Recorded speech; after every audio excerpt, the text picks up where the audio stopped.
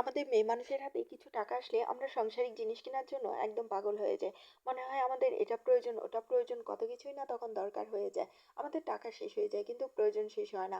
পরে যখন টাকা-টুকা শেষ করে বাসায় আসি তখন মনে হয় না এটা না কিনলেও হতো, ওটা না কিনলেও হতো। শুধু, শুধু টাকাগুলা খরচা করলাম। কি আর করার, মেয়ে মানুষ বলে কথা, আমরা সব মেয়েরাই মনে হয় এমন। আমার তো মনে হয় সব মেয়েরাই এমন হবে। কোনো মেয়েই বলতে পারবে না যে না আমি এমন না, আমি সাংসারিক জিনিস কেনাকাটা করি না।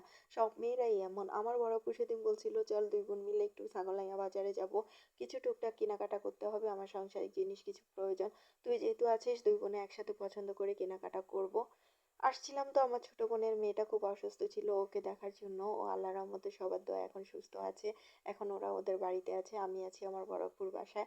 তো বড় আপু বলছে হুট করে কখন তুই চলে যাস, চল একসাথে দুজনে পছন্দ করি টুকটাক কেনাকাটা করব। তাই ছাগলাইয়া চলে আসছি। এই যে জসিম স্টোর, এই দোকানটাতে অনেক সুন্দর সুন্দর জিনিস পাওয়া যায়, ঘরের জিনিস। তারপর আমরা এখানে চলে আসছিলাম এখানে একটা রুম স্প্রে নেওয়ার জন্য। এই রুম স্প্রেটা একটু ফ্লেভারটা কেমন ছিল তাই এটা নিলাম না, এটা নিয়েছিলাম প্রথমে, পরে ভালো লাগলো না, এটা চেঞ্জ করে আরেকটা নিয়েছি বেলি ফুলের। এই তো এটা নিয়েছি, এটা স্মেলটা খুব ভালো ছিল কিন্তু বেশিক্ষণ থাকে না। তারপরেও এটা নিয়ে চলে আসলাম, আমরা তো তখন জানতাম না যে এটা দেওয়ার সাথে সাথে ফ্লেভার চলে যাবে।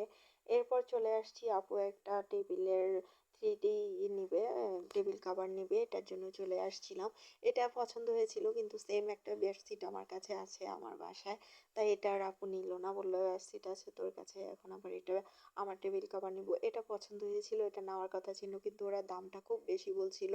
ওরা বলছিল এটার দাম নাকি 1800 টাকা, এটার দাম কি 1800 টাকা? এটা তো 1000 টাকা দিয়েও পাওয়া যায়, যেহেতু আমরা আগেও নিয়েছি তাই ওখান থেকে আর নিলাম না। এরপর চলে আসছি আরেকটা বড় দোকানে, এটা ফদ্দার দোকান মূলত।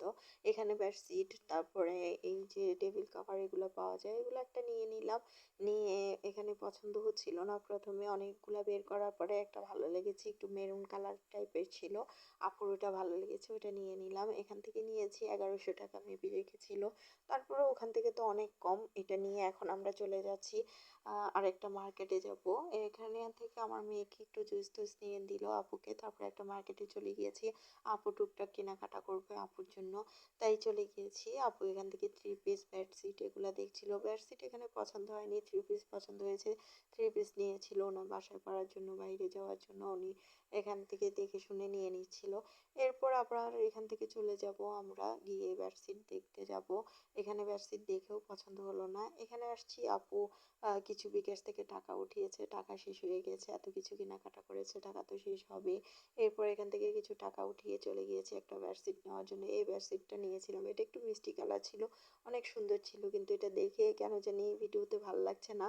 তো এটা সামনাসামনি অনেক সুন্দর ছিল, বেডশিটটা নিয়ে নিলাম। কিন্তু বেডশিটের সাথে কোলবালিশ ছিল না, এখন আমি কোলবালিশ পছন্দ করতে পারছিলাম না কোনটা নিব কোনটা নিব।